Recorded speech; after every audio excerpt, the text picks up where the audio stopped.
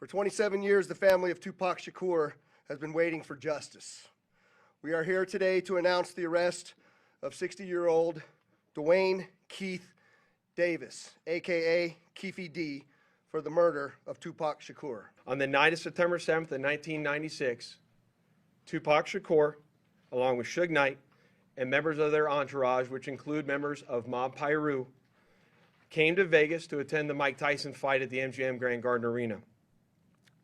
Members of the Southside Compton Crips, which included Duane Davis, along with his nephew Orlando Anderson, were also in attendance at the same event. As both were leaving the fight, members of Death Row Records spotted Orlando Anderson near an elevator bank inside the MGM, and at that time they began to kick and punch him near that elevator bank. Little did anyone know that it is this incident right here that would ultimately lead to the retaliatory shooting and death of Tupac Shakur. Following this incident, Tupac and Suge Knight both left the MGM to make their way to a post-fight party, which was to occur at a local nightclub. At the same time, word had spread amongst members of the Southside Compton Crips of what had occurred inside the MGM, and then that's when Duane Davis began to devise a plan to obtain a firearm and retaliate against Suge Knight and Mr. Shakur for what occurred inside the hotel against Mr. Anderson. After Davis obtained a gun, he entered into a white Cadillac along with Terrence Brown, DeAndre Smith, and Orlando Anderson. Based on our investigation, this is where we know they were seated.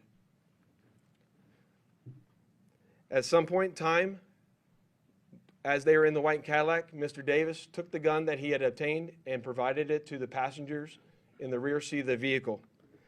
As they were driving west on Flamingo Road near Koval, they had located the black BMW, which was driven by Suge Knight, and in the passenger seat was Tupac Shakur.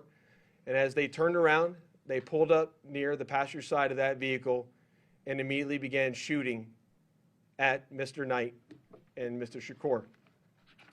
Following that shooting, the white Cadillac fled the area southbound on Koval, and after our officers arrived on scene, Tupac was later transported to the University Medical Center, where he was treated medically and died approximately 6 days later on September 13th. Within the first few months of the investigation, our detectives knew most of the information I just briefed you on.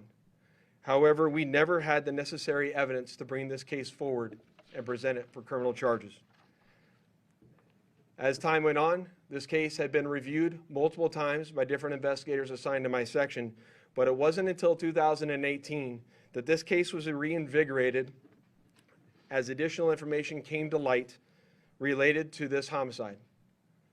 Specifically, Duane Davis's own admissions to his involvement in this homicide investigation that he provided to numerous different media outlets. In our section, we knew at this time that this was likely our last time to take a run at this case to successfully solve this case and bring forth a criminal charge.